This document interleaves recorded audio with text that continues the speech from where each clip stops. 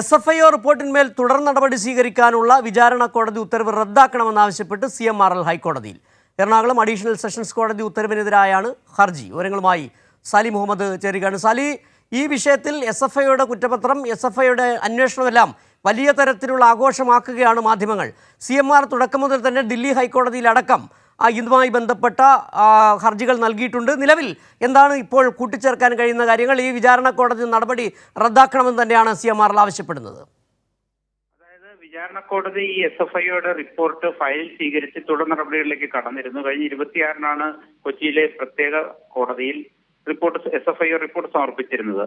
തുടർന്ന് തുടർ നടപടികളിലേക്ക് കടക്കുകയാണ്. 1 മുതൽ 11 വരെയുള്ള പ്രതികൾക്ക് സമൻസ് അയക്കുന്ന ഉൾപ്പെടെയുള്ള ഘട്ടത്തിലേക്ക് വിചാരണ കോടതി കടന്നു. അപ്പോഴാണ് CMRL ഹൈക്കോടതിയെ സമീപിച്ചിരിക്കുന്നത്. അതായത് SFIO റിപ്പോർട്ടിന്മേലുള്ള തുടർ നടപടികൾ സ്വീകരിക്കാനുള്ള വിചാരണ കോടതിയുടെ തീരുമാനം, അതിൽ ഹൈക്കോടതി ഇടപെടണം എന്നുള്ളതാണ്, ഉത്തരവ് റദ്ദാക്കണം എന്നുള്ളതാണ് പ്രധാനപ്പെട്ട ആവശ്യം. അതിന് ഏറ്റവും പ്രധാന കാരണമായി പറയുന്നത് തങ്ങളുടെ ഭാഗം കേൾക്കാതെയാണ് ഇത്തരമൊരു നടപടിയിലേക്ക് കടന്നത് എന്നുള്ളതാണ്. അത് ക്രിമിനൽ നടപടിച്ചട്ടത്തിന് വിരുദ്ധമായതിനാൽ ആ കാര്യത്തിൽ ഹൈക്കോടതി ഇടപെടലുണ്ടാകണം. വിചാരണ കോടതിയുടെ തുടർ നടപടികളെല്ലാം റദ്ദാക്കണം. ഇതാണ് ആവശ്യം.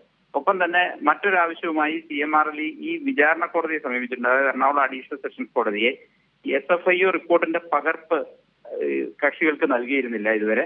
അത് ലഭ്യമാക്കണം എന്നാവശ്യപ്പെട്ടുള്ള ഒരു അപേക്ഷയും ഇന്ന് കൊടുത്തിട്ടുണ്ട്. ഈ രണ്ട് കോടതികളിൽ പിന്നീട് പരിഗണിക്കും. ശരി സാലി, അതായത് അഡീഷണൽ സെഷൻസ് കോടതിയുടെ നിലപാട് ശരിയല്ല, തങ്ങളുടെ ഭാഗം കേട്ടില്ല എന്ന് തന്നെയാണ് പ്രധാനമായും CMRL ഉന്നയിക്കുന്നത്.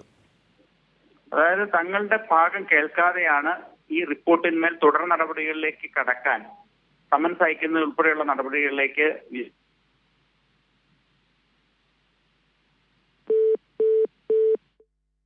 SFIO റിപ്പോർട്ടിന്മേൽ തുടർ നടപടി സ്വീകരിക്കാനുള്ള വിചാരണ കോടതി ഉത്തരവ് റദ്ദാക്കണമെന്നാവശ്യപ്പെട്ട് CMRL ഹൈക്കോടതിയെ സമീപിച്ചിരിക്കുന്നു. എറണാകുളം അഡീഷണൽ സെഷൻസ് കോടതി ഉത്തരവിനെതിരായാണ് ഹർജി. വിവരങ്ങളാണ് സാലി മുഹമ്മദ് കൊച്ചിയിൽ നിന്നും നൽകിയത്.